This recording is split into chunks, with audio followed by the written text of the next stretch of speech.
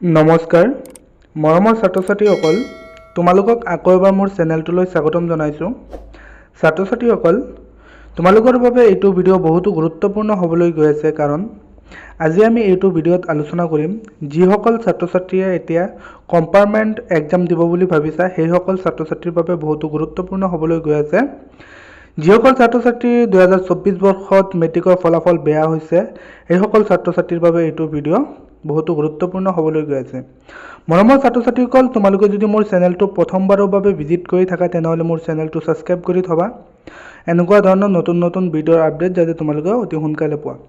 মৰমৰ ছাত্ৰ-ছাত্ৰীসকল তোমালোকে সুধি আছিলা যে ছাৰ মোৰ 6টা ছাবজেক্টত বেয়া হৈছে মই এক্সামটো দিব পাৰিমনে? আকৌ কোনোবাই সুধিছে ছাৰ মোৰ 3টা ছাবজেক্টত বেয়া হৈছে মই এতিয়া কম্পাৰ্টমেণ্ট এক্সামটো দিব পাৰিমনে? আজি এইটো ভিডিঅ'ত আমি সম্পূৰ্ণ আলোচনা কৰিম তোমালোকে এক্সামটো দিব পাৰিবা নে নাই, কেইটা ছাবজেক্টত বেয়া হ'লে এক্সামটো দিব পাৰিবা, আজি এইটো ভিডিঅ'ত আলোচনা কৰিম।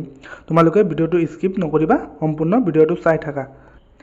মৰমৰ ছাত্ৰ-ছাত্ৰীসকল সেবাৰ ফালৰ পৰা কৈছে যে তোমালোকৰ যদি 3টা ছাবজেক্টত বেয়া হৈছে তেনেহ'লে তোমালোকে কম্পাৰ্টমেণ্টেল এক্সামটো দিব পাৰিবা। অৰ্থাৎ 3টাৰ ওপৰত তোমালোকৰ যদি বেয়া হৈছে তেনেহ'লে তোমালোকে এই এক্সামটো দিয়াৰ সুবিধা নাপাবা। মৰমৰ ছাত্ৰ-ছাত্ৰীসকল এই এক্সামটোৰ বাবে তোমালোকে 25 তাৰিখ অৰ্থাৎ 25 এপ্ৰিলত ইয়াৰ আবেদন আৰম্ভ হ'ব, তোমালোকে আবেদন কৰিব পাৰিবা। মৰমৰ ছাত্ৰ-ছাত্ৰীসকল ইয়াৰ বাবে সেবাই কেইটামান পৰ্টেল মুকলি কৰিব। পৰ্টেল কেইটা মুকলি হোৱাৰ লগে লগে তোমালোকক এইটো চেনেলৰ যোগেদি জনাই দিম। মৰমৰ ছাত্ৰ-ছাত্ৰীসকল ভিডিঅ'টো যদি ভাল লাগে তেনেহ'লে মোৰ চেনেলটো ছাবস্ক্ৰাইব কৰিবা, ভিডিঅ'টো লাইক কৰিবা আৰু তোমাৰ বন্ধুবৰ্গলৈ শ্বেয়াৰ কৰিবলৈ নাপাহৰিবা। ধন্যবাদ।